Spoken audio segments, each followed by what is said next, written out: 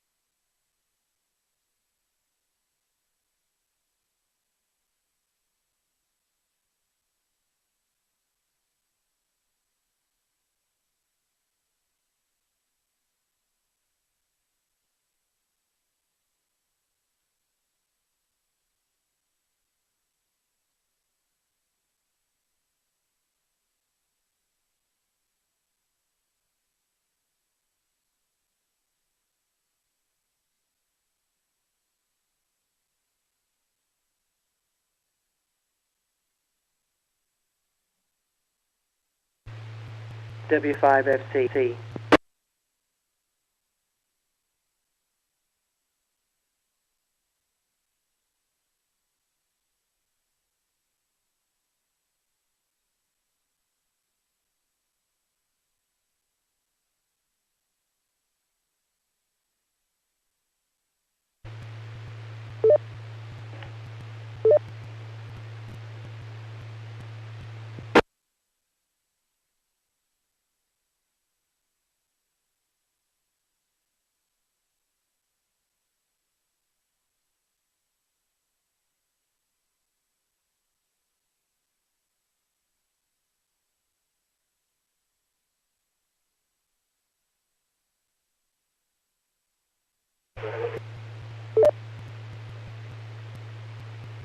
Dallas races net first and Sunday, 8 p.m. W5FC.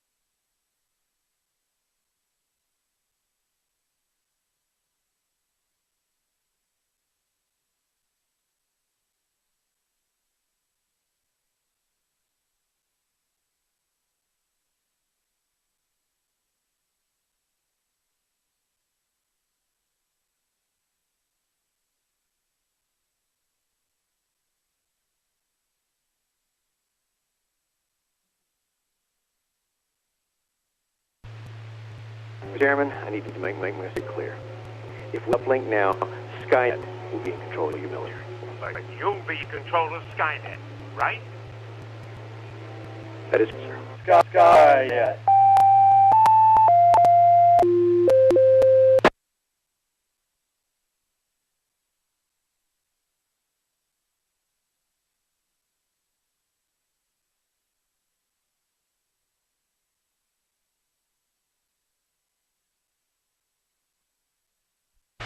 Owen, this time for Skynet. Does anyone need to use the repeater before it started?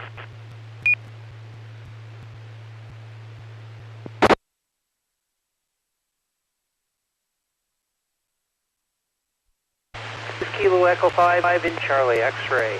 E55 ice names Tom, I'll be your next control. Position of the DARC Skynet. Skynet called every reset tonight at 9 p.m. Certain subject of astronomy. For purposes of family to become more familiar with the night and daytime sky, astronomy, and space in general. This net is open to all others interested in the topic. Encourage your participation. Comments and suggestions for this net. Stations with priority or emergency traffic may enter the net at any time using the pro sign break very enthusiastically in your call sign. Any emergency or priority traffic at this time.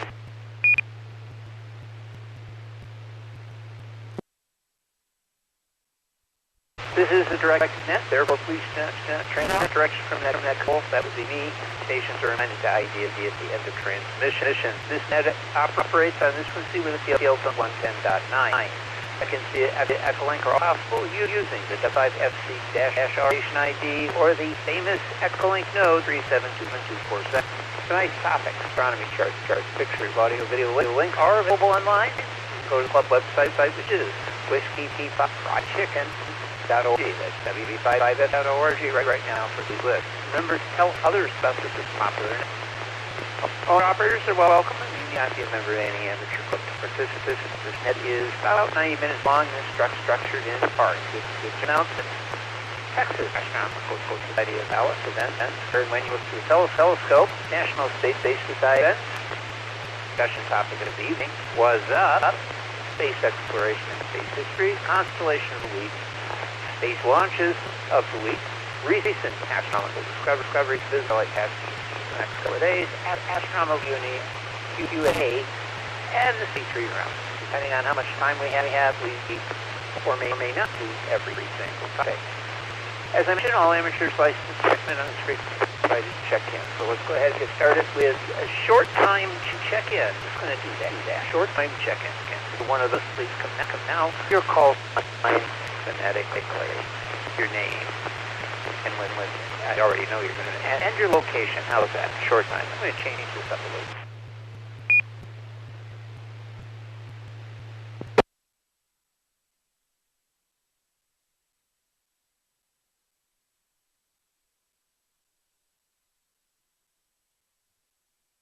Well, that was easy, so we'll go to general check-ins. If you're one of those, which is practically everybody else except that calling, please come with your call phonetically, your name and where you're transmitting from.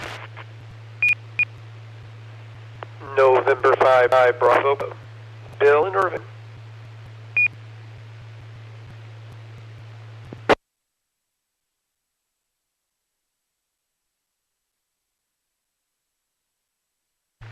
This is Whiskey Bravo, number 4. Mike, Foxtrot, India, WB4MFI, Fed, Dallas, low power.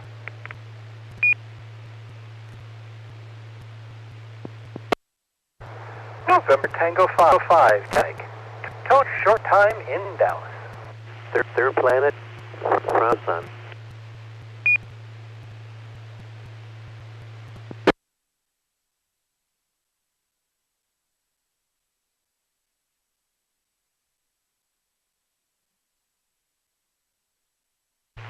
Alpha 5, India Victor, name of Mike, Mobile, 121, Eddie.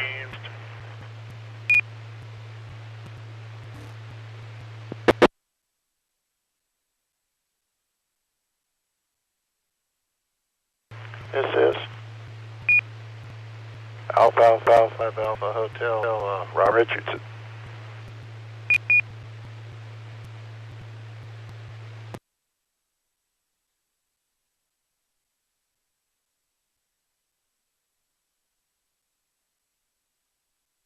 Okay, we'll stop there and check in those folks. I've got IBB, Miss Bill and Irving, WB MFI, I-10 Dallas, low power, T5TM, Tony Dallas. He's short, so if we'll get him in here in just a minute. K5JJ Chaz, third rock from the sun. I think that's some mesquite. AEE5V, Muck. He's mobile here, 21, sun somewhere. AA5AA, Robert and Richardson. Just check in, please come now. Whiskey 5, bacon, lettuce, tomato, W5BLT, Bill, Garland.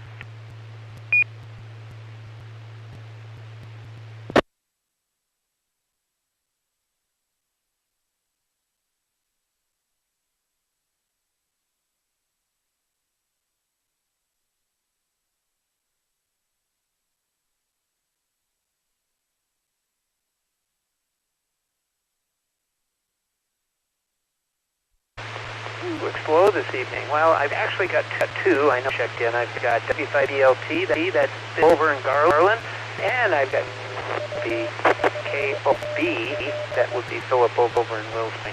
Additional check-ins, please.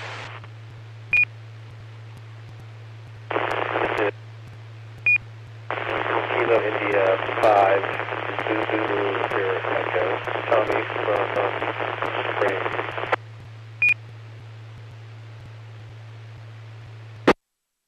Kilo 5, Foxtrot 5, Zulu, Bravo, Lima, Bill, Farmers Branch.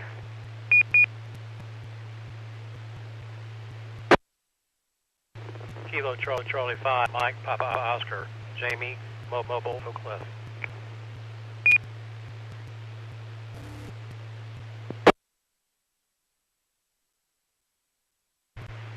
Kilo 5, Mike Charlie Delta, Cody in Dallas, low power.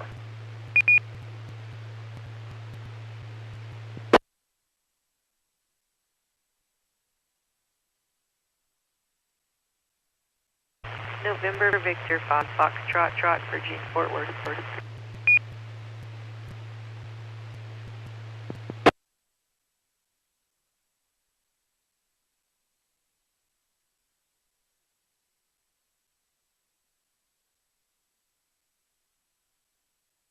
All right, let me go ahead and get those.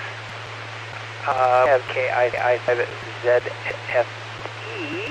I got that right. That's in Wolf Springs. I got 5JDW, Capel. KF5ZBL, Missville, Farmers Branch. KC5MPO. Jamie in Oak Cliff, he's mobile. K5MCDD, Cree, and Dow Park. N5555. That's for Virginia, Fort Worth. I have others. Folks that would like to check in, please come with your call, your name, and where you're transmitting from.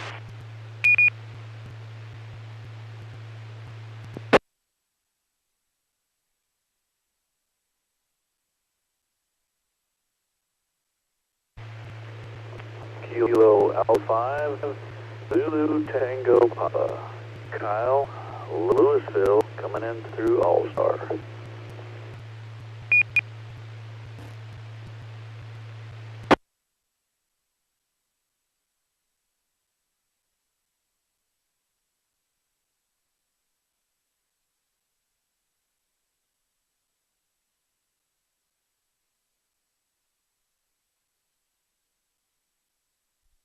All right, we picked up more. We got KA5ZTP. That's Kyle in Louisville.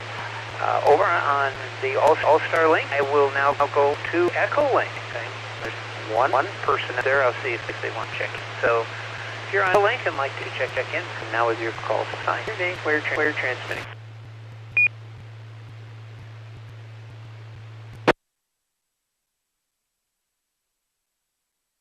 Is Golf 5, Uniform Foxtrot Romeo, Jacob, checking in link here in Dallas.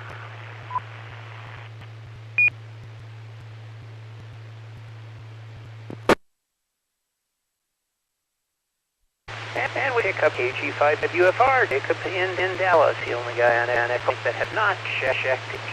Okay, I'll open it to anyone who would like to join us who has not checked in yet. Please come with call sign phonetically where you're transmitting from.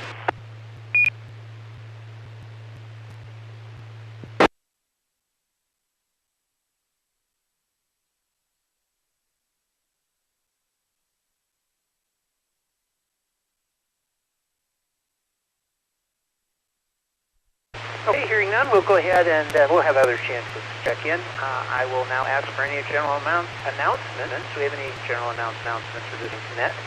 Basically, if ham, astronomical base, or objectors to license ham. Come with your call now.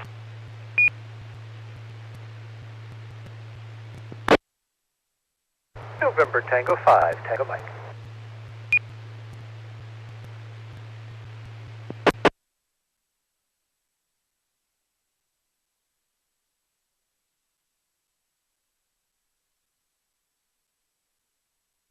NT5TM, Tony, go ahead.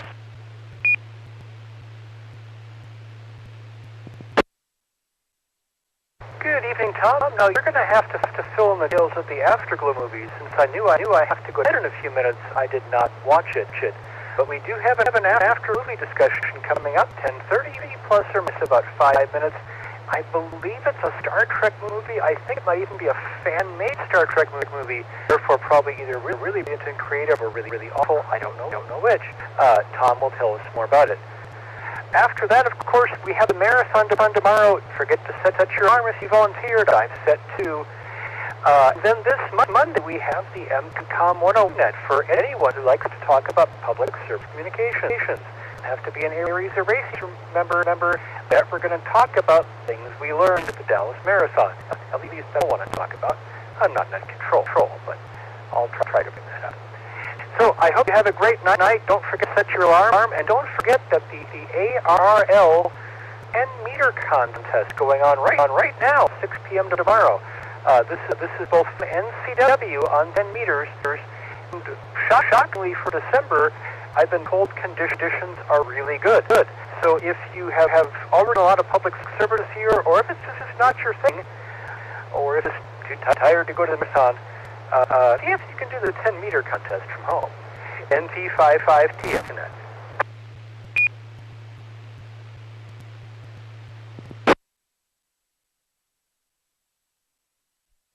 Very good. Thank you, Tony. Does anyone have any questions or need any fills? Please call.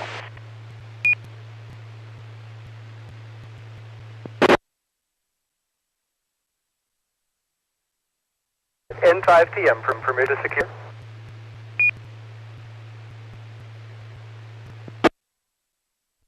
Oh, Tony, yes, you may. Thank you for your information. And I was just about to say that I've got to go to bed sometime too because I'll be at the marathon. No, I'll be in the marathon. All 26 miles. So I'll wave at you guys at the rest stop, and towards the latter part of the race, I will be crawling past the rest stop. So we'll see you out there. Okay, let's see here. Next up is let's talk on the nets and things in the air. I'll go very quickly. Don't forget AMSAT. We have back 3 nets that are available here in the Dallas area. We have the AMSAT net out of Houston, begins on Tuesday evenings at 8 o'clock. You can go to amsatnet.com and listen in there, or you can use Echolink and use the AMSAT node that's reserved for that. We also have on Tuesday evenings on this repeater, at 8 p.m. the AMSAT Net East, here as hosted by Tom NYPD. He'll take questions and answers about having to do with amateur satellite communication. The second net on Dallas AMSAT Net West at 9 p.m.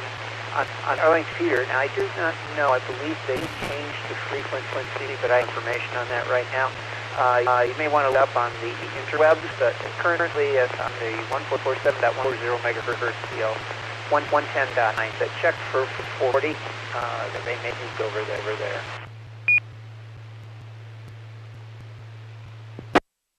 Starting at 7 o'clock, and Ham Fixins in the first week. It's all about cooking, recipes, things like that. We get fair participation, which is a little bit more, so come on by.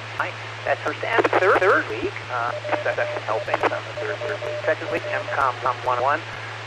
Things having to do with the emergency communications. You don't have to be a part of served agency. Come on by and tell us what you think. We'll answer your questions.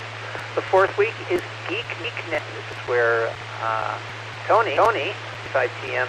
takes it to the next level and talks about things beyond, well, maybe not above, but beyond amateur radio. So if you got something you would like to talk about that's particularly geeky, maybe something with your computer or server farm that most of you have at home, you might want to connect to the net and that. If there is a surprise net, and if we told you what it is, it wouldn't be surprised. But usually on-air participation, we do all sorts of things, so come by tonight. Just a few notes. AMSAT East, I already mentioned that. Let's see, Fridays is Cert City Simulations. That's at 8 p.m. You're welcome to come by. I5 here, who's usually in net control, and talks about all things having to do with emergency communications with CERT-trained amateur radio operators. CERT City, probably the most disaster-prone city in the universe. Saturday is TechNet at 7 to 8 o'clock. Skynet at 9 until 10:30. We also on Sundays, the third Sunday, Dallas Amateur Radio Club meeting on the air. That's our information net called MODA. And then, of course, we have the ARRL National Traffic Training Net at 6:30 p.m. Monday through Sunday. That's every day of the week at 50, rain or shine. Now, Tony mentioned the Afterglow movie net. Yes, it is a Star Trek fan film. This one is called Star Trek of Gods and Men. It has one of those sliding dates, anywhere 2006 to 2008.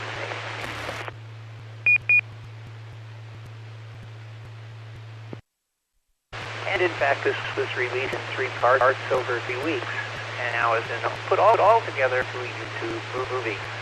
Not bad. We'll talk more about it, but there are a number of from the Star Trek. Nichols is in it. Walter Koenig.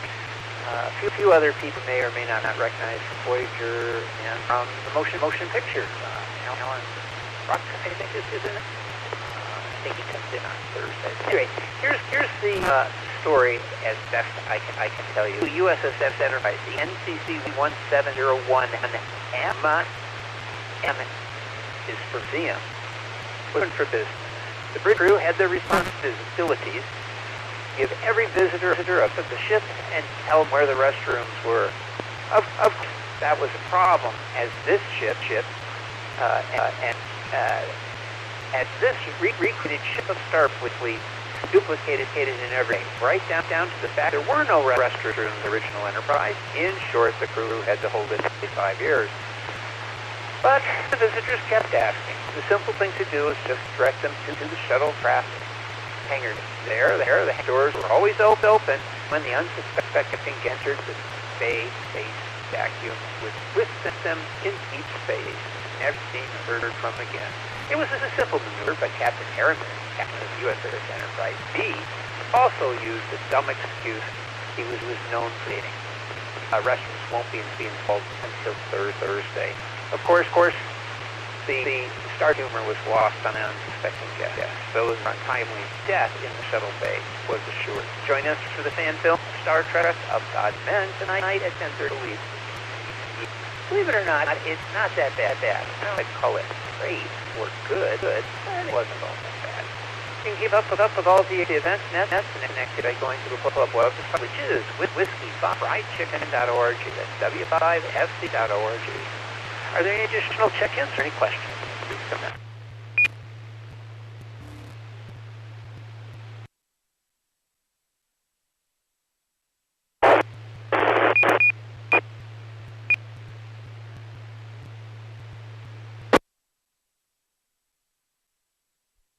Okay, there is a breaking station, but you have no audio and you're not really holding the repeater. Let's put it that way. I would say increase power or position. I'll give you another chance here. But you have to really up power to be able to talk to us. So let's give it another shot.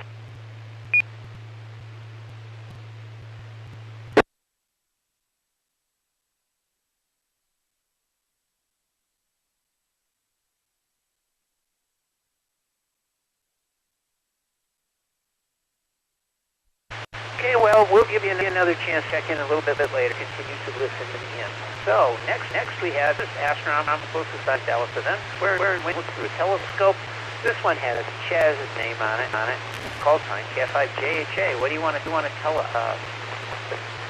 KE5IDX.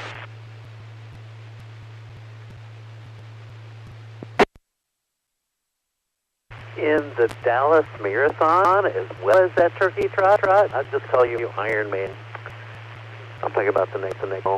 There is no Texas Astronomical Society of that meeting in December because of an award banquet that actually happened last week. I wasn't on because of that. Next Texas Astronomical Society of Dallas Club meeting will be held next year on Friday, January the 26th. 2024, and the meeting will be held at 7:30 p.m. at the University of Texas. It's also held on Zoom, if you remember. Featured speaker is Ken Sherlock, scheduled from a couple of months ago. He couldn't make it. The Denver Astronomical Society, talking about the Chamberlain Observatory. I understand we're going to go through a virtual tour. That sounds cool. Saturday night public observing stations continue. Skynet was to be on Saturday night. So there could be an opportunity for live reports from the Texas Astronomical Society of Dallas public observing stations.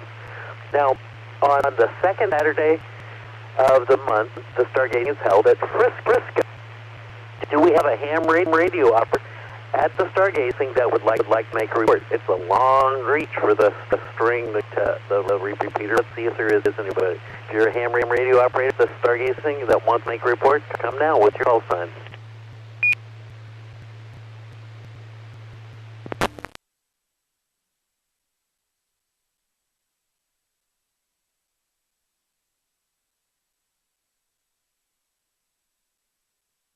I didn't think.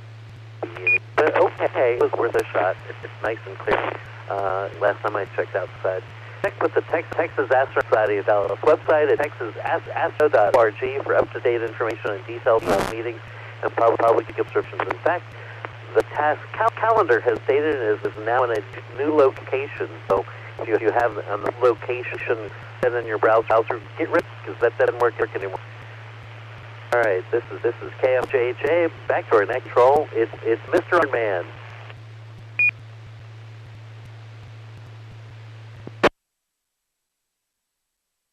All right, well, thank you, Chaz. And yeah, I'll check out. Yeah, that calendar's been kind of old for a while now. So it'd be good to have that update and information. So, good, thanks. Up is Bill. Well, it's actually National Space Society Event Activity. That would be Bill and 5BB. Bill, what's for us this week? KE5IC.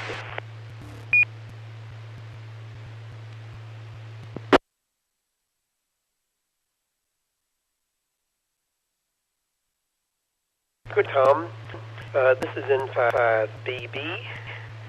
I happen to be the membership direct member at large of the NASA Space Society North Texas chapter. Our December meeting and our holiday party is tomorrow afternoon at my house at 1 p.m. There will be, how many hams? 1, 2, 3, 4. There'll be at least 4 hams there. I think I'm counting correctly.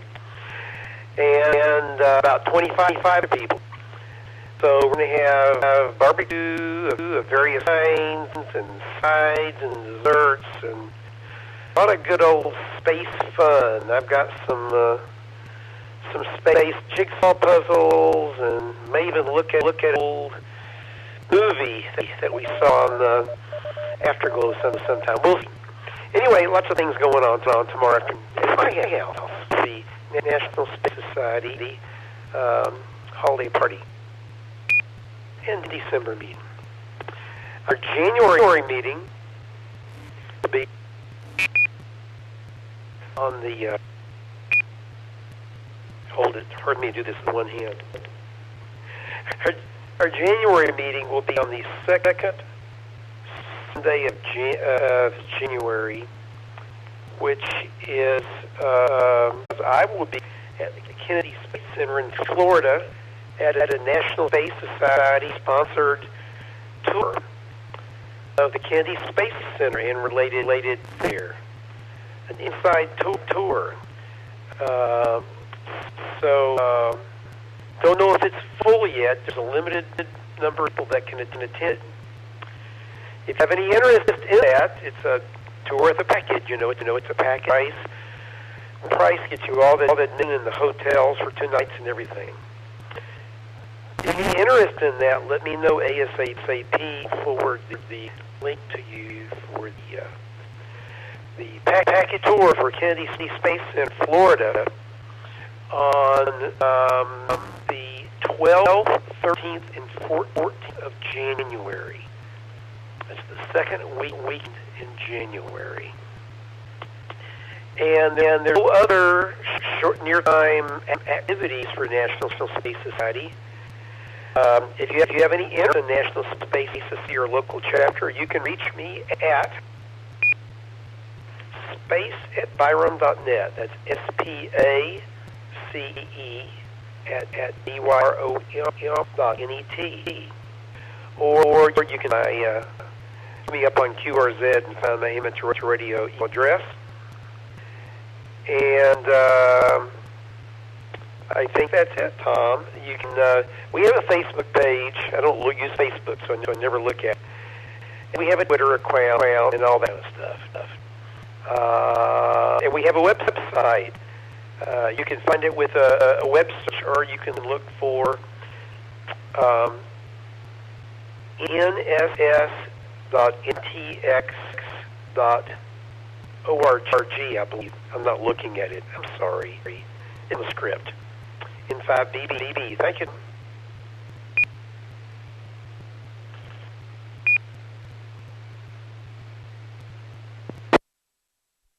Very good, thank you, Bill, and that is correct. There's the website, and it does work again, because as we back to the local page, national page, so we just talk to the expert.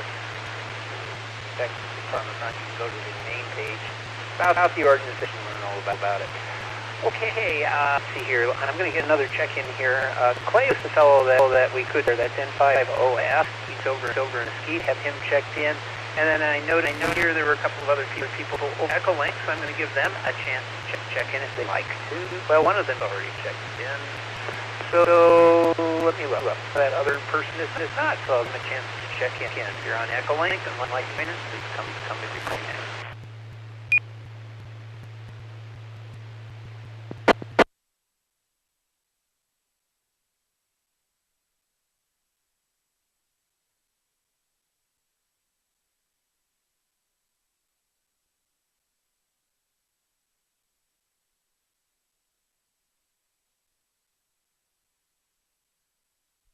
Okay, I think you're just listening. Give them an opportunity. So there is a discussion topic evening. That's the control station. So I found an article. I thought this was kind of interesting. This has to do the Lunar Gateway, at least partially, and had with propulsion. So it came from the NASA website. I changed the name only because I find this better. NASA's kind of stuffy. So I called this one Propulsion, that's Electrifying, and they have an interesting article. It's a little short, so I gave a little more information under Wiki about the gateway after this. So go ahead and tell you what I have. And this is from the NASA site. Since the beginning of the space program, people have been captivated by big rockets like Saturn V rocket that sent Apollo to the lunar surface, or the Space Launch System that will produce millions of pounds of thrust as it sends astronauts back to the moon. But the most powerful system in a NASA toolbox produces less than 1 pound of thrust while reaching speeds of up to 200,000 miles per hour. What if it costs less, carries and uses less fuel?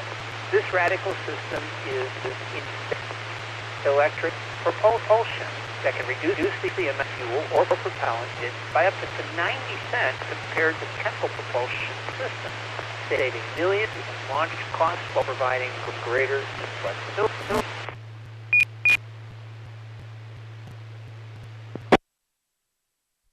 So if we talk about Newton's third law with chemical propulsion, it uses a fuel and an oxidizer, converting energy stored in chemical bonds to propellant to produce a short, powerful thrust for what we see as air. It's loud and it's exciting, but it's not all that efficient. An electrical propulsion system uses this energy collected by either solar arrays, which would be solar electric propulsion, or a nuclear reactor, which would be nuclear electric propulsion, to generate thrust, eliminating the need and limitations of storing propellant aboard.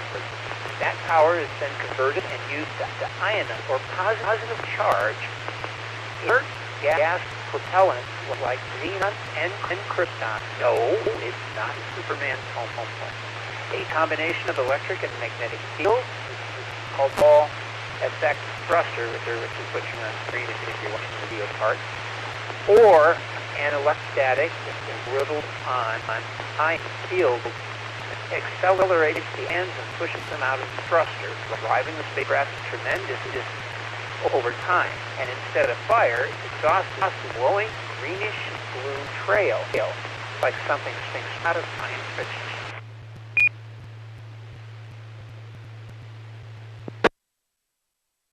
Now, the next thing they say, the title is with this is rate versus trip. A typical spacecraft is a top fuel dragster as it departs Earth orbit towards its destination. The initial burst is quite powerful and really only go in the direction it's pointing when you stomp on the gas pedal. The spacecraft is off like a bullet. After its fuel supply is exhausted, there is little ability to speed up, slow down, or change direction. So the mission is locked in specific launch windows and orbital depart time frame can make only corrections along the way. An electric propulsion spacecraft, once it's in space, is out for a cross-country drive, limited only by the gas in the tank. The initial thrust is quite low, but it continues to accelerate for months or even years, and also slow down and change direction.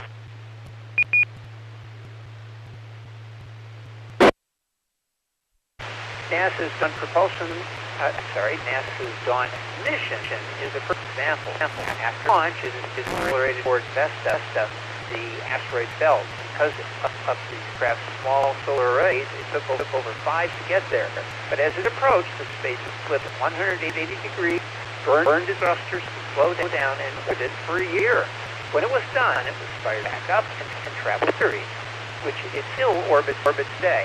This wouldn't have been possible with chemical spacecraft. Systems like the one on Dawn are in wide use across NASA and in the commercial sector, typically operating in the 1 to 10 plus range. As we prepare to use electric propulsion for complex space and technology missions, and on human missions for the first time, we're going to need more power. More power to the people.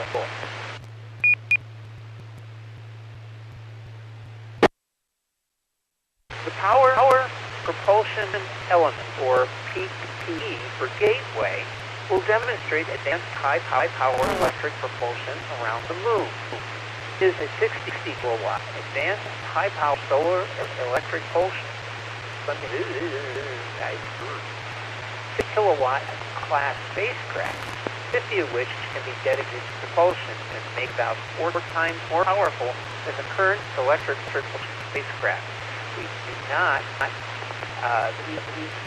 We do this not by building one big thruster, by combining seven to a string of solar arrays. This advanced system will allow our orbit platform to support lunar exploration for 15 years, given its high fuel economy, and its ability to move while in orbit will allow explorers to land virtually anywhere on the moon's surface. While this is a critical piece of our Artemis lunar exploration plan, PPE will also help drive U.S. commercial investments in higher power electric propulsion systems, like those that can be used to get to Mars.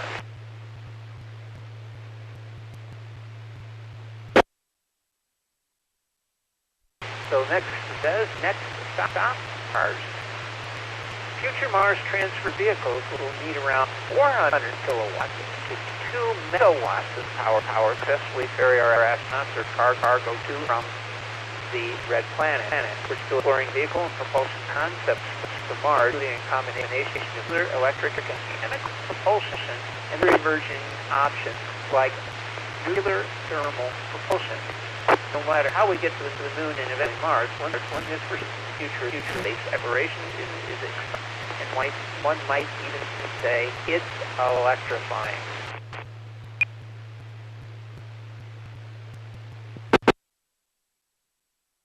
Now I have a little bit more on this. That was the article. It's only 4 minutes long, so we have a little extra time. So I pulled this from the wiki on PP Halo for the lunar way. So a little bit more on that.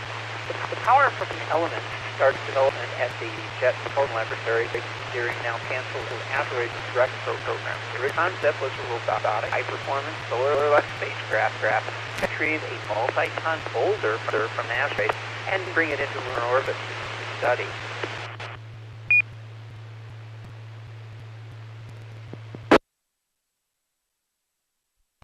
The arm was canceled. The solar electric system was repurposed for the Gateway. The PPE will access the entire lunar surface and act as a space tug visiting craft. It will also serve as command and communication center of around 5,000 kilograms. It's about 11,000 pounds. with a propellant accounting for half that mass and the capability to generate 50 kilowatts of solar electric power for its ion thrusters, which can supplement chemical propulsion. In May 2019, Maxar Technologies was contracted by NASA to manufacture this model, which will also supply the station with electrical power and is based on Maxar's 1300 series satellite bus. The PPE will use the thrust 6 kilowatt Hall effect thrusters and advanced electric propulsion system, or AEPS Hall effect, which we talked about earlier. Maxar was awarded a firm fixed price contract of $375 million to build the PPE. NASA is supplying it with an S-band antenna communication system, provide a radio link nearby, and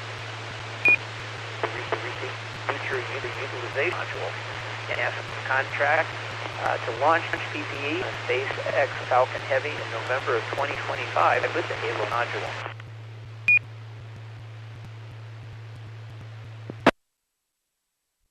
Now a bit more about the Halo module. By the way, this is K5 ICS. The Habitation and Logic Module, or HALO, also called the Minimal Habitation Module, or MHM, formerly known as the Utilization Module.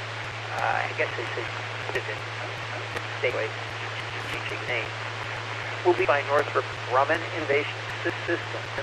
Single Falcon Heavy will launch in November of 2025, along with the PPE module. Halo based directly on Cygnus cargo resupply module, to the outside of which radical docking ports, body radiators, VMRs, battery and antennae will be added. Halo will be a scaled down habitat module, yet it will feature a functional pressurized volume, provide sufficient command, control, and data handling capabilities, energy storage, and power distribution, thermal control applications such as tractability, 2 active and up to radical docking ports. Oh, this goes on. Storage, volume, environmental control, and life support systems to augment the Orion spacecraft and support crew of 4 for at least 30 days. That was all sentence, a whole paragraph.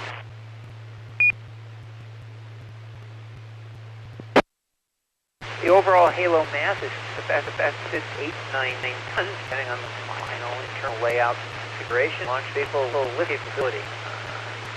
Northrop Grumman Mission Systems was awarded contract to NASA, $187 million, complete the design of Halo. That's assigned a separate contract to Northrop for the fabrication of Halo, being built by Maxar. That's $935 million. And in July 2022, Northrop Grumman awarded Polestar a contract to supply Wi-Fi access for personnel and equipment in the Halo model. Of course, that's the most important part. Internet.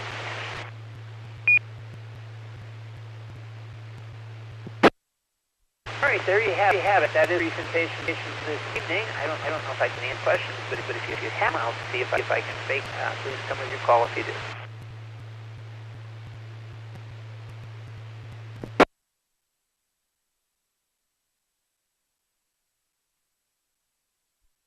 Okay, hearing none, we pause and ask if there are any additional checks at this time. If you'd like to join us, come with your call sign, phonetically your name and where you're transmitting from.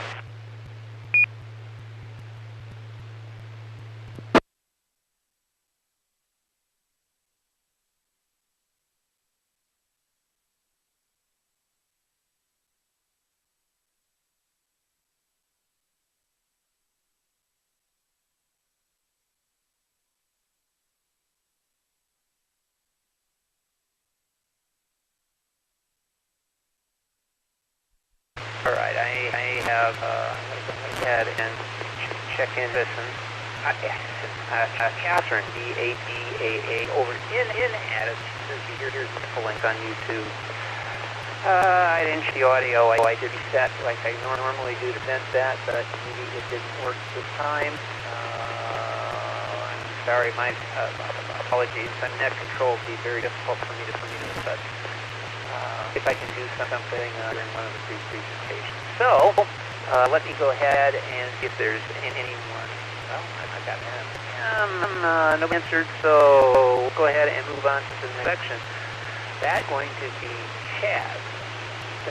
What's up? So, Chaz, JHA, you have on.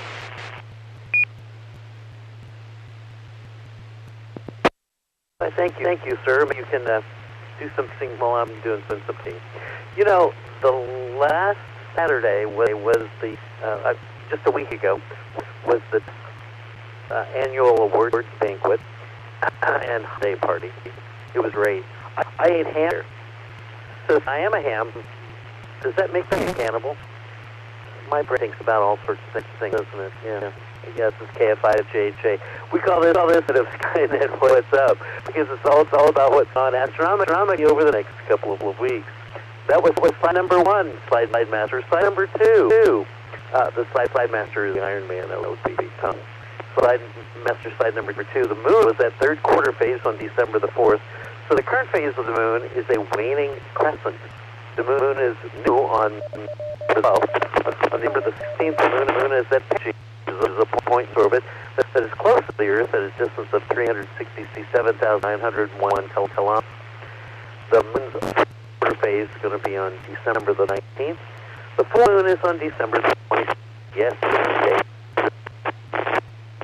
and I want plenty of light through those snow dust. You know, I heard connecting phones with Tom and someone on Echolink. Wow. On January the 1st, the moon is at apogee, which is the point in the moon's orbit that is furthest from Earth, at a distance of 404,909 kilometers. Slide master, slide number 3. December the 8th and 9th, well, actually 10-2, the monoceros shower peaks. The meteor shower can have around a half dozen meteors per hour just before dawn.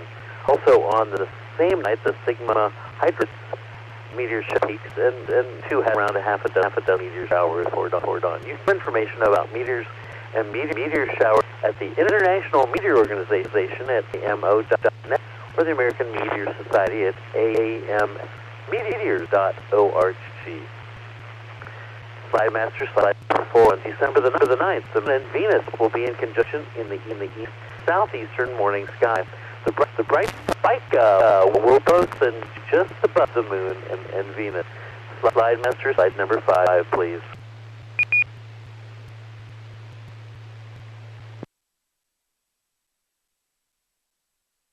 Yes, only on our FM over on Echolink as well. Slide master, slide number 5 on the 13th, the Geminid meteor shower peaks.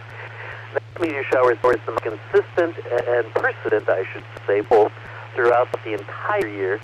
It will have 150 meters per hour before dawn. That's about 1 every 30 seconds or so. Wow. Yes, it is consistent over the year. On the night of December 15th and 16th, Coma-Nisus meteor shower will peak about a half a dozen. Now, again, for more information, go to the IMO. That's the International Organization, or the American Meteor Society at ammeteors.org.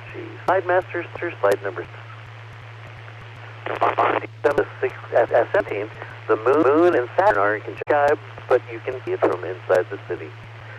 Slide master, slide number 7. On December the 18th, the planet Venus and Zupanal-Gilby, that's a star, are in conjunction in the east-southeast morning sky. I just like the Zupanal-Gilby, which is a star in the constellation of Libra. I would like to say it too. Slide master, slide number 8. And later that day, on the evening on December the 18th, there's a conjunction of the Moon, Saturn, and Neptune. You'll need a good star map, a telescope, in order to observe the planet Neptune. Slide number 9.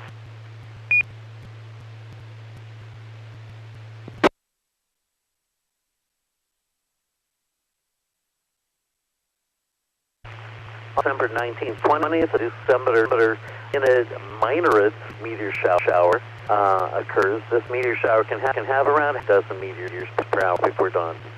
And you know how to get the information, International Meteor Organization and then the American Meteor Society. Well, I've already talked about that a couple of times.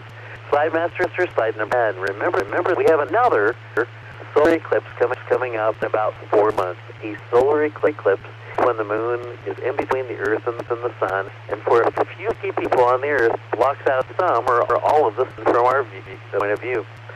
Slide master, slide number 11. Now, on April the 8th, 2024, that is a total solar eclipse for us here in North Texas. From the Brookhaven campus, the sun completely blocked out around 3 minutes and 20 seconds between 41 and 1:44 p.m. During the time we call totality, you'll be able to see stars in the sky just over evening twilight. The total solar eclipse visible from North Texas will be in the year 2316 on July the 9th. So this total eclipse on April the 8th is a very big deal since it only happens about once every 300 years in North Texas. By the way, all the downtown hotels are already booked, and the downtown area, well, streets blocked off, and a street party is still to happen. Wow. This is KF5JJ, and this is Slide Master, slide number 12, please.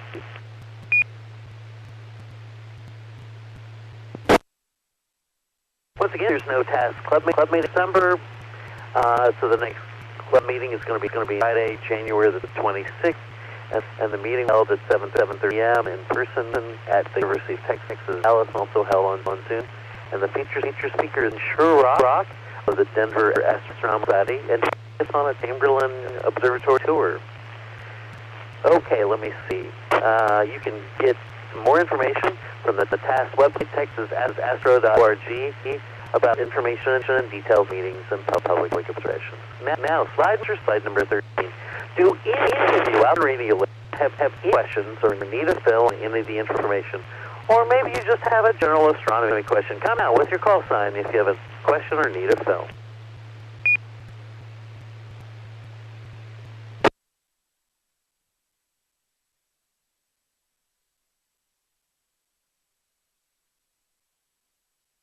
Well, shoot, I was hoping with something astronomer night.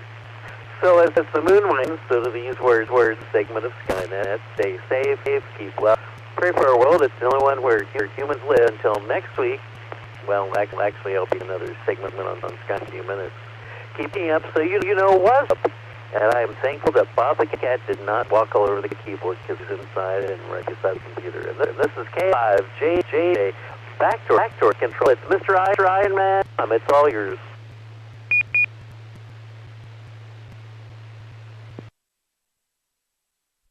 All right. Well, thank you, Chaz. Oh, we're a long way from Iron Man, trust me.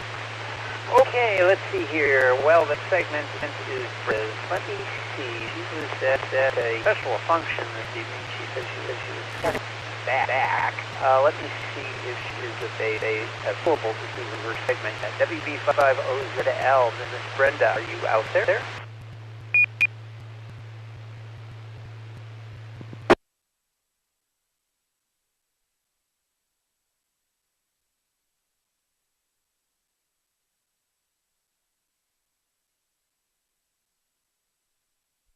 I do not hear her, but I do have script, and I said I would read it if that. So give me a sec here. I just said I would read the script a little bit, and then we'll do it.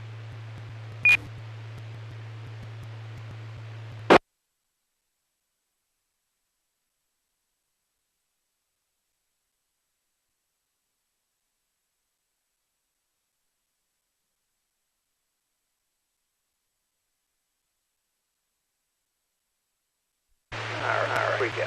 Okay, this is what I got. This is Brenda put this together this week, so here we go. Space exploration news. NASA says it's trying to bring the Hubble back online. Know about this. NASA is working to bringing the Hubble Space Telescope back online, but given its recent setbacks, the agency's insistence that it's in health may be wishful thinking. In an update, NASA that it's still work bring the aging telescope back to life after a series of issues led it to automatically enter space mode, being shut down 3 times over the course of the 2 weeks, with the final one lasting until now. Started with November 19th, the agency began having issues with the gyroscope arrows, which help orient the telescope in whatever direction it needs to point. Between that date and November 29th, the gyro issues led to automatic power down Christ. That last mode, it seems, has remained in effect until now. These latest Hubble setbacks have reservoir talks of private mission for the 3-year-old telescope was supposed to be decommissioned nearly 2 decades ago. At the end of 2022, NASA and SpaceX announced that they were moving to look into whether it would be feasible to up a private mission at no cost to the government to fix various issues on the telescope. The study has cost to the government has apparently been completed. Nobody knows what findings were just yet.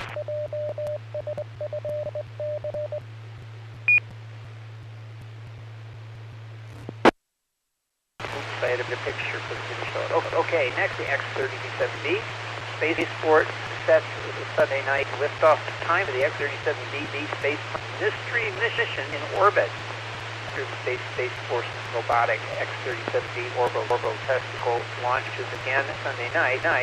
Types of classified payloads will it carry into space, and how long will the black and white miniature shuttle remain in orbit, considering that it has the long lap. Its lab marathon flight lasted over 908 days. There's a quote, it's a test platform that allows to collect a bunch of data in a relatively controlled environment in the cargo bay of the base plane. The X-37B over a period of time in orbit to see how well those sensors perform, or how well they are immune to the radiation environment of space. Don Platt, director of the Florida Institute of Technology Space Graduate Center in Titusville. And then they can bring it back home to Earth for future analysis, which is a tremendous advantage over just launch a satellite flight in orbit and data from it. Because at the end of the mission, you normally don't have any way to get satellite back.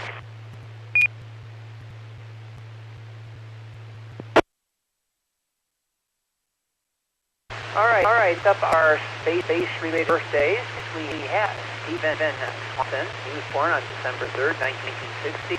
He flew a PS-117, 19, Soyuz PNA-12M, and was part of Expedition 3940. Next up, it is on Steve. He was born on December 4th, 1952. He was on STS-6 and 76. Next is Bruce Melnick. He was born on December 5th, 1949, and flew on STS-41 and 49. We have Rob Coolin. He was born on December 7th, 1983. He was part of NASA's Group 22 and had so far no mission.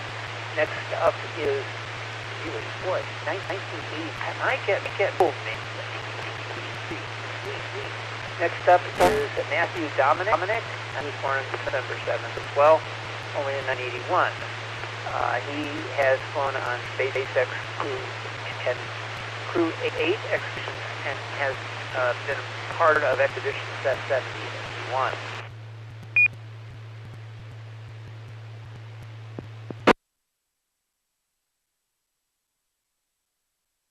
And here's a famous one. Many of you know about this, and I'm going to tell you, the rest of you will now know. For some contact from Keith. On the morning of December 1983, NASA astronaut Owen Garriott, W55LL, caught Lance Collister, WA1JX in Frenchtown, Montana. The contact was unique because it was the first space contact. The DS-9X, it was the first to enable ham radio from space.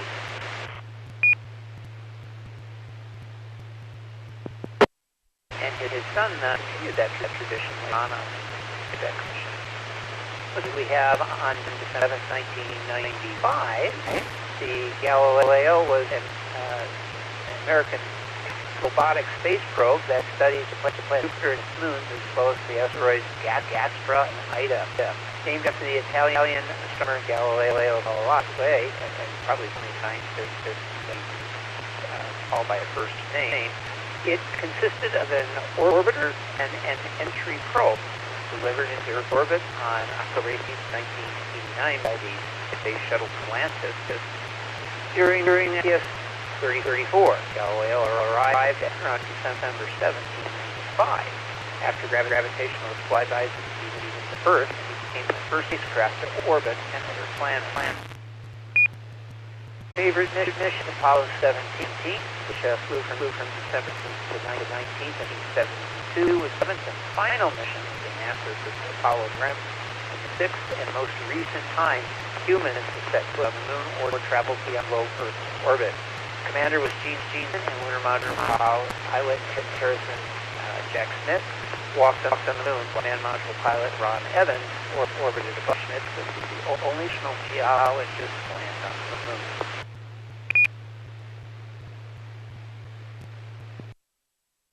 And by the way, that Apollo 15 mission the only nighttime time of the Saturn V, which is what I was told were pretty spectacular, pretty cool. It played it well on TV. I watched it live, but of course, seeing the Saturn lift off in person is cool. I saw the next one when Skylab orbitation was launched, but that's even cooler at night.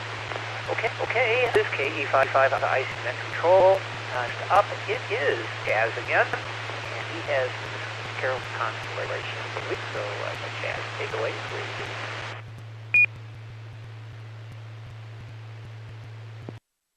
Thank you, Tom. If you're not Iron Man, are you Tin Man? Oh, that's another move that we might discuss. Maybe we've discussed it already in the Afterglow movie. Oh, no. Miss Carolyn, this is slide master, slide number 15. Miss Carolyn's Constellation Week is named in honor of Silent Geek Carolyn, KC50ZT. Carolyn contributed to the sky each week, almost from its beginning in 2012 till May of 2019, with a detailed look at a particular constellation week. About 52 easily visible constellations seen in tech throughout the year, out of 88 total constellations. So Miss Carolyn covered the entire sky over North Texas in a year. And in her honor, we have continued that tradition of a constellation per week, and named this after her. Miss Carolyn's constellations of the week this week are actually a twofer: Aries, the Ram, and Neptune, the Triangle.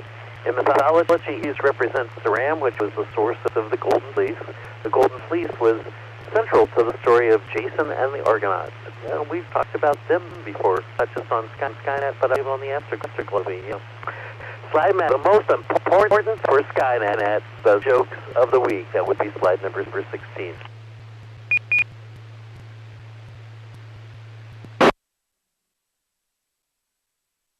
Okay, here they come, the jokes. I figure out why a milkshake was called Ram. And then me. Why did the ram run out off the cliff? He didn't see the U-turn. EUW. Never mind. I have to spell it. It's no good. What do you call it? A shepherd can't find his memory loss. Get it? RAM for a computer? Well, never mind. Okay. A triangle says to the circle what? You're weightless. What kind of triangle is a tortilla chip? An isosceles triangle. If you build a triangle with sticks, what would called maybe twig and a tree? Oh, slide master, slide number 17. We have bonus jokes this week. You know, my daughter and her husband live up in Dakota, and they had a major snowfall back in October the 27th. But they had another overnight, about 6 inches of snow last night, and I got a pic from her. But I should have put down Skynet. But I figured I'd do some jokes. So this is slide number 17. How is the snow globe feeling this time of year? Awaken. What did the snowman order at Wendy's? Oh, come on, this is an easy one. I mean, really easy. A frost. What did the icy road say to the truck? Want to go for a spin? What food do you get when you cross Frosty with a beer? A burger. What did the big furry hat say to the warm woolly scarf? You hang around while I go on ahead. This is KF5J, and this is Scott. Maybe it's a good thing that the repeater ID in some of this. Slide number 18, please.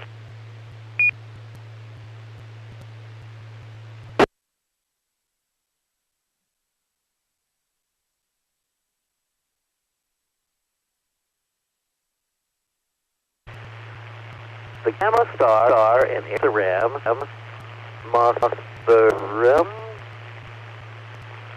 the name appears to have been lost to antiquity. Its origin.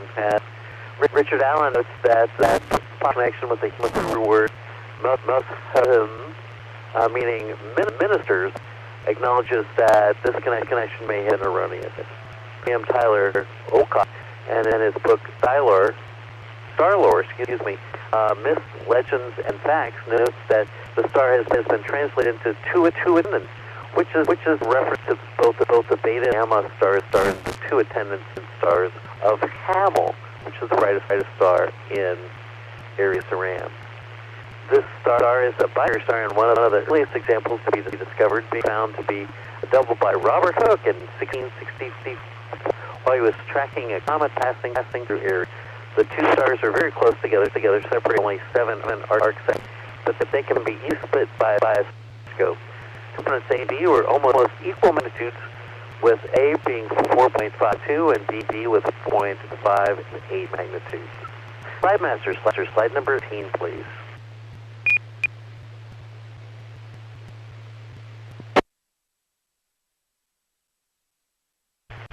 NGC 772, NGC stands New General Catalog, is a spiral galaxy and is listed about 98 million light years away. Hutchinson, in his article in the Spectrum newsletters, writes that he able to spot NGC 772, a 4.5-inch reflector telescope from a dark sky site. I wanted this thing. I should try that. Night Sky Observer Scott George Keppel and Glenn Sanner note that NGC 772 is the brightest galaxy in Aries with a magnitude of 10.3, and with an 8-10-inch telescope, it is a small, bright core surrounded by a very faint, diffuse halo. If you hear a cat meowing in the background outside right now. Slide master, slide 20, please. NGC 972 is a spiral galaxy of magnitude 11.4, and Dave Hutchinson has found reports of observing this galaxy made with a 4-inch refractor. It did not specify a specifically called NGC 972 challenge object, but it did make it a challenge of trying to observe the galaxy with a small instrument. Our view of NGC 972 is quite oblique. It's not an edge-on view, but it's fairly close to being edge-on, making it here to Hutchinson as being an elliptical galaxy. Slide masters, number 21, please.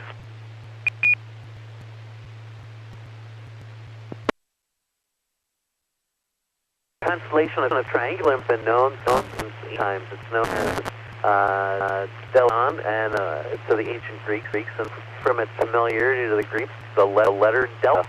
This is similar in shape, is also led to be associated with the River Nile, particularly the Nile Delta.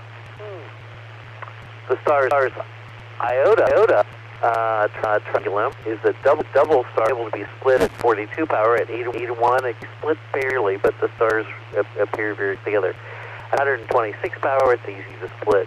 The pair consists of a brighter star and a fainter star. The fainter star looks bluish.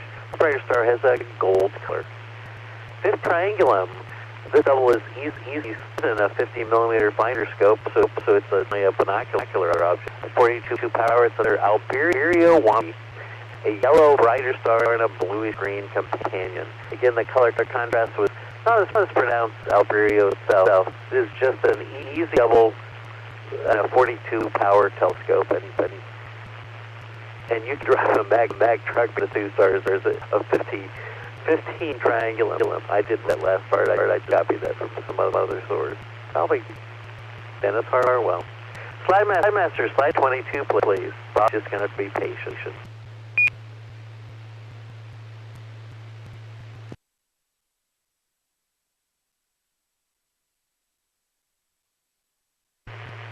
See object number 33, known as NGC 598, was discovered by Charles Messier himself on August the 25th, 1760. Burnham Celestial Hamburg calls it one of the notable discoveries of Messier. M33 is a type SSC galaxy, and being a member of our local galaxies, is the closest galaxy of that type to the Earth. 33 is also the Triangulum Galaxy, or the Pinwheel Galaxy. It shares the name Pinwheel Galaxy with M101 in Ursa Major. Compared to M31, the Andromeda Galaxy, their own Milky Way galaxy, M3 is a relatively small spiral, being about 50 to 60,000 light years in diameter, compared to Andromeda, 150,000 light years. The Milky Way weighs 100,000 light years in diameter. M33 and M31 are both roughly the same distance from the Earth, at about 2.3 to 2.4 million light away. Robert Burnham Jr. in Celestial Handbook writes that it's an interesting that M33 and 31 are only about 570,000 light years apart, 4 times closer to either than it is our Milky Way. In fact, Stephen James Amira in his The Messier Objects notes that M33 may be a satellite of M31, orbiting just as Moon orbits the Earth. And this is KF5JJ, and this is Skynet. Here's slide number 3.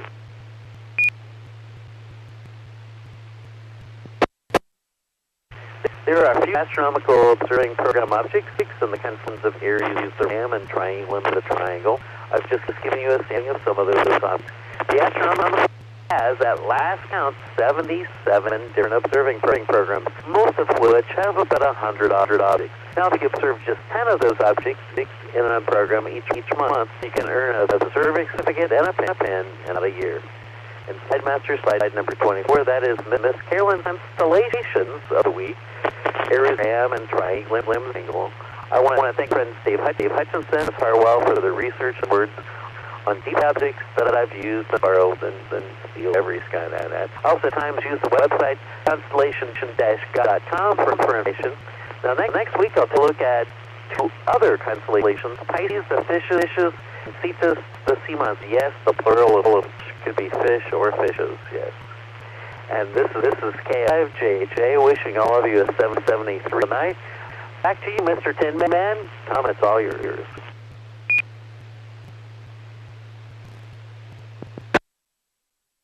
Well, thanks, and since I think I have tinnitus, that one's good. And this is KE5 next talk tonight. Skynet. Next is space launch for this week, and maybe a little beyond. So here we go. That's F-52. We talked about this earlier. This will be Launch Complex 13A at Kennedy. The Falcon Heavy rocket will launch the USS F-52 mission for the U.S. Space Force. Falcon Heavy will launch experimental F-37B or base test vehicle. On this will be the 7th flight of the spacecraft on a mission that is known as O2D-7. The first launch of the F-37B using Falcon Heavy. It's a 10-minute launch for this mission. Up is 10th and 11th again. This will be, wow, this is the same night. It is. You're ready for this? Falcon 9 launch. It's either a typo. They're really bold. They have a launch of the Star 6-4 launch. This will be from SLC-40 at Cape Canaveral Space Force Station, Florida. That's right across from Launch Complex. That's launching Falcon Heavy. Man, that's the SLC-40. The spacecraft Falcon, Space Falcon 9 rocket launched another batch of second-generation Starlink internet and satellite. Falcon 9's first booster is soon land on a drone ship called a new ship, a short haul of gravitas in the Atlantic Ocean.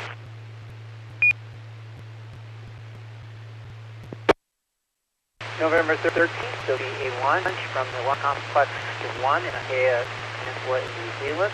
Rocket Electron rocket that will launch the QTSSR-5, also known as Sukio 1, and based launching company is launched from Institute of Wushu Pioneers in Space, or IPS. This is the 42nd flight of the Electron rocket, and the first failure in September.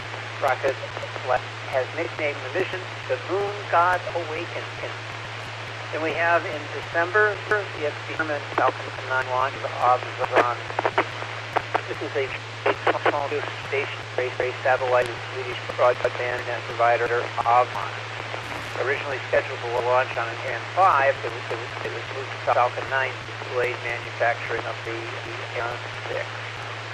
Next up, December 4th, will be a launch from SLC Long in Cape Canaveral, Florida. The United States launch and Tor rocket will launch on inaugural flight the Peregrine commercial lunar lander for Astrobotic. The Peregrine robotic lander will carry full experiment, scientific instruments, and demo payloads and other good customers. This mission will also launch two prototype satellites with the Amazon Kuiper broadband Constellation.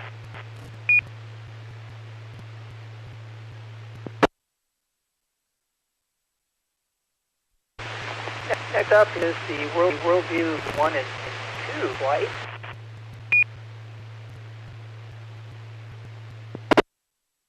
This is for Maxter Technology, plans to deploy 6 commercial Worldview 1 in high-resolution sensing flights into a mix of synchronous and mid-inclination orbits on 3 SpaceX Falcon 9 rockets.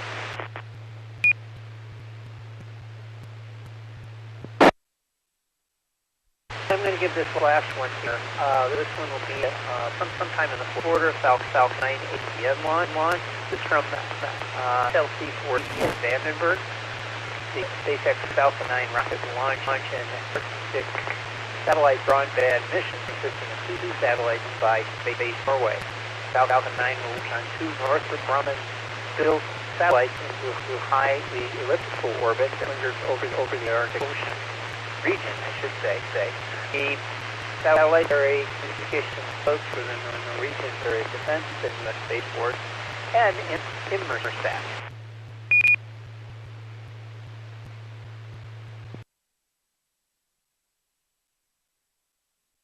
Well, I do believe I kind of cut and paste easy on that one. So I'm going to end there more.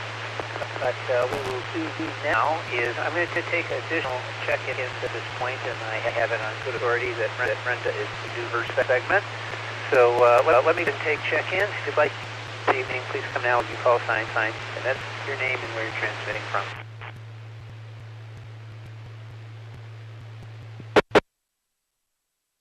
Whiskey Bravo 45, Azu Lima, Brenda Dallas.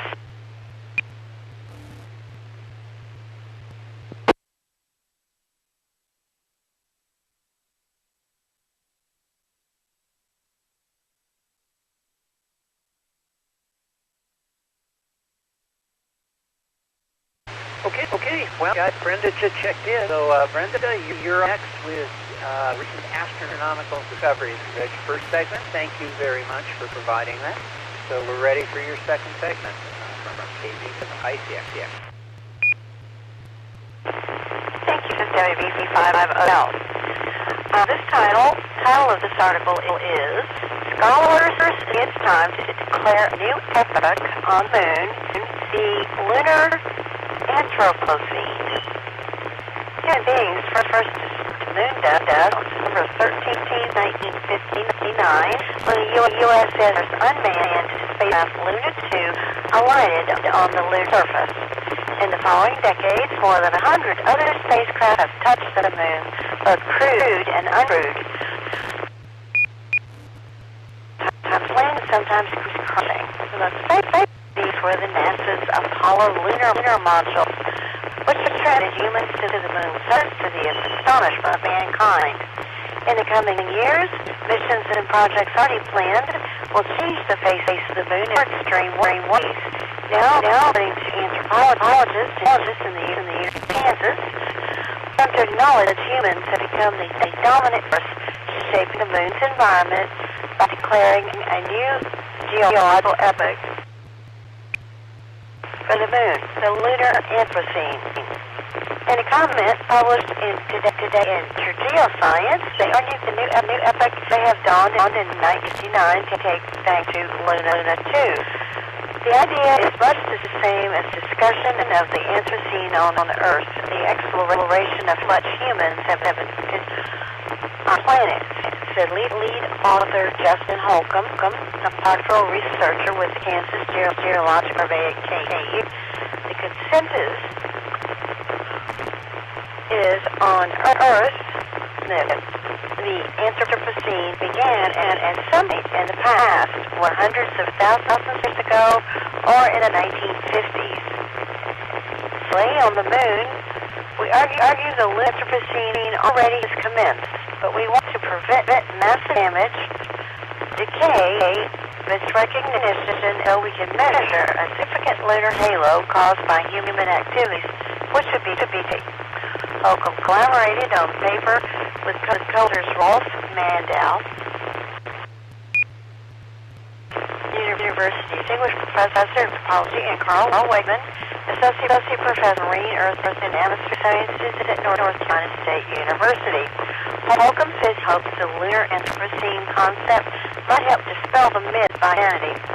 Cultural processes to start outstripping the natural ground of geological processes on the Moon, Holcomb said. Processes involve moving sediments, which we refer to as regoliths, on the Moon. Typically, these processes include meteorological impact, mass movement, among others. However, when we consider the impact of rivers, landers, and human movement, they significantly disturb the regolith. In the context of the news race, the lunar landscape will be entirely different for 50 years. Most countries will be present, leading to numerous challenges.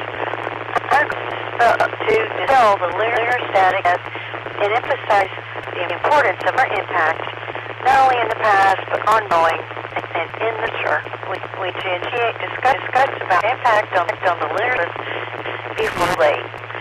While outdoors enthusiasts are familiar with Leo trace principles, they don't seem to exist on the Moon.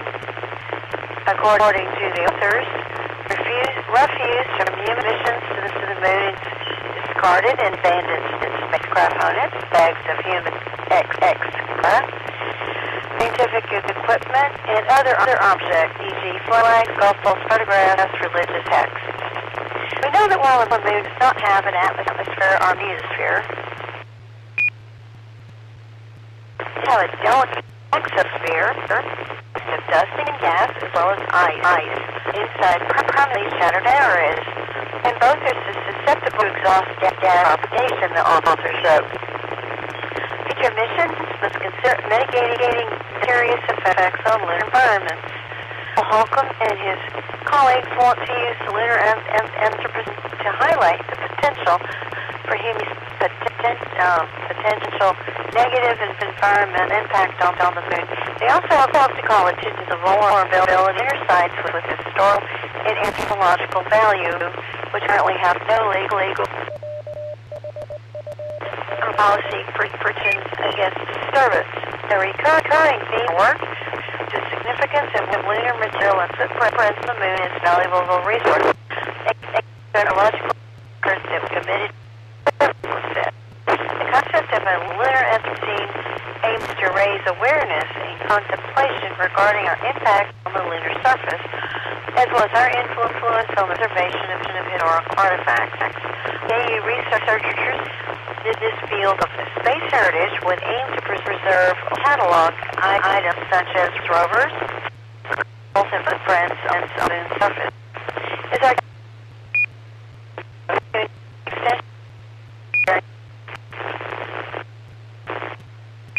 journey of Africa, a moment in our species' existence, Holcomb said. These imprints are intertwined with the overarching narrative of evolution. It's within the framework we seek to capture the interest of not only planetary science, but also archaeologists, ecologists who may not typically engage in this discussion about planetary science. This is in Science Daily, back to net. This is WB50 set out.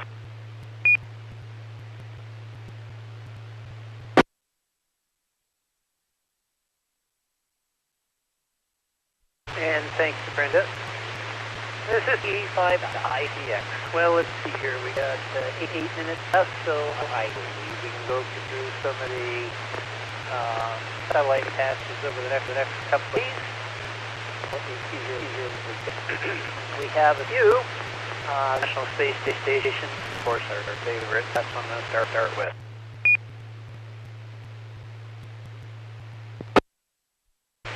We have on December 14th, very good, minus 2.4 magnitude. This one's at 6:51 in the morning out of the south-south, reaches its highest point at 44 degrees at 6:55 in the morning, and then it will fall to the northeast at 68. So that's a goodie. Next one is December 16th. There are actually two passes. The second one is the better of the two. This is a minus 3.5 magnitude at 6 a.m. It reaches highest point at 4 degrees at 6:64. It will fall 67 degrees. Then we have on December 17th. This one is another pass, maybe the best of all of them so far. Minus 3.8 magnitude, 6:02 a.m. 17 degrees out of the south-south. Reaches its highest point at 8 degrees. Or almost at 6:05. And it'll fall to the northeast at 6:08. That's your best bet would be the December 17th one.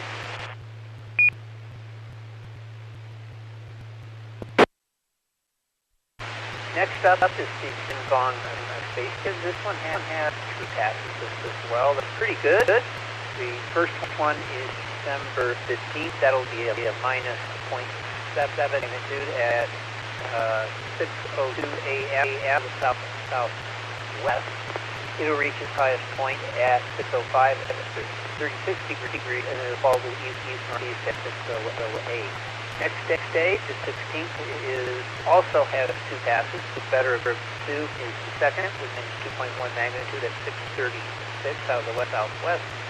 Reaches its highest point, 6:39 at 6 degrees, falls to the northeast, 6:42. Then we have for the 17th, that pass is minus 1.4 magnitude. That's at 5:38 in the morning. It'll reach its highest point at 50 degrees at 5:38.21. So I think it's to look into it. I think one comes out of shadow and falls to the east northeast at 5:4. I know that it takes that. Okay, those are all of the satellite passes.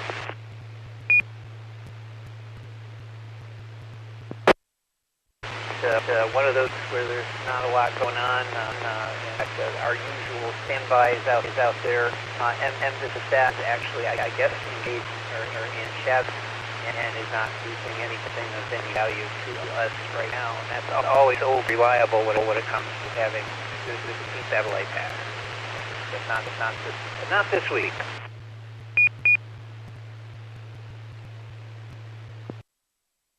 All right, we're getting towards the end of the net. I'm going to go and ask if there's anything additional check-ins at this point before we move on to astronomical Q&A. Anyone else want to join us this evening? Please come with your call sign where you're transmitting from.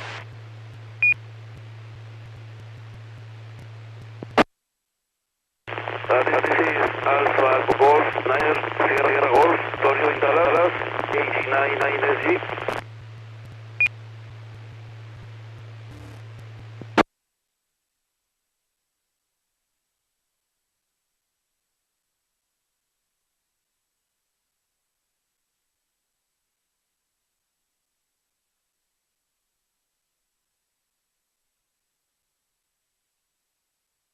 All right, picked up Daniel AE5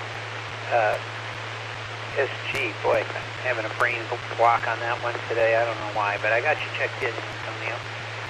Let's see here. Well, we have just a few minutes.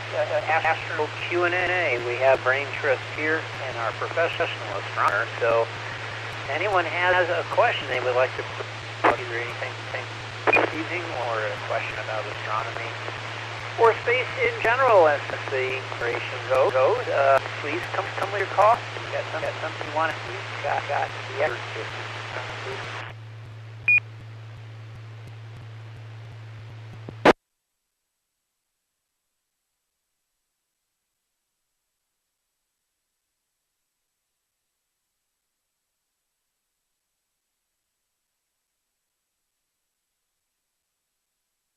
Okay, hearing now, I'm not going to believe it, so we'll go ahead and shut this one down. Tonight we had 20 check-in, participating on the air, and thanks to all who checked in the deep. I hope you join us next week and every Saturday at 9 p.m. to astronomy, space, and space exploration, because on this net, it's never been limit. We're always looking for net control stations through this and all the DRC nets. And if you'd like to try your hand at this, contact any of the net controls by sending an email to w5fc.org. All topics, discussions from this net, and astronomy in general, book, and I guess as well as our video stream. Video archives and other useful resources by going to the club website, w5fc.org, net. Until next Saturday, this is Kilo Echo 5 India Charlie X-ray. And I'll be closing the net at 1:28 local time. Normal state. 7:3, everybody. Enjoy the evening covering of the universe. But wait, that's not all. We do have the After Global Movie Net to start our made film, Gods and Men, coming up here in about 5 minutes. I am going to ask if, and don't run for the hill, if anyone would like to take the net control for that one. I am going to have to go to bed. Because you have to get up early like everyone else who is doing Dallas Marathon. So I'll probably hang around for one round, but after that I'm going to have to fit in. So we'll be back in about 5 minutes. I'll ask around if anybody at the this net would like to really volunteer in Copernicus. This is your opportunity. It's super easy. This is KE5IX. Clearing for now. I'm completely operational and all my systems functioning. After Glow Movie Net.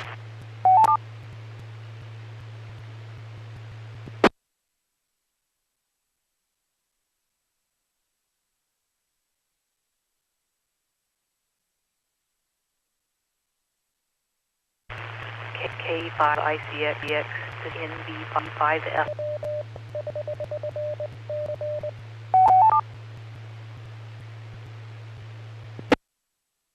Oh, a voice in the wilderness. Yes, Virginia. I am Spartacus.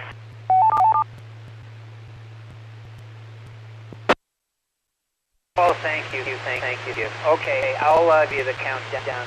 5 minutes is up, but I think you can probably figure that out. I bet you know how to.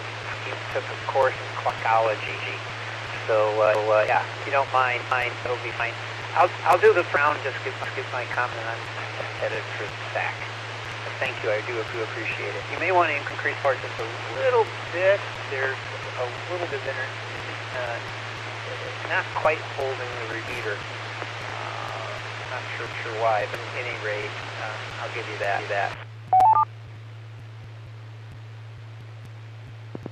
Okay, I just might gain up quite a bit, so hopefully this will work, and I will start the clock now. Mark 5 minutes. C5F.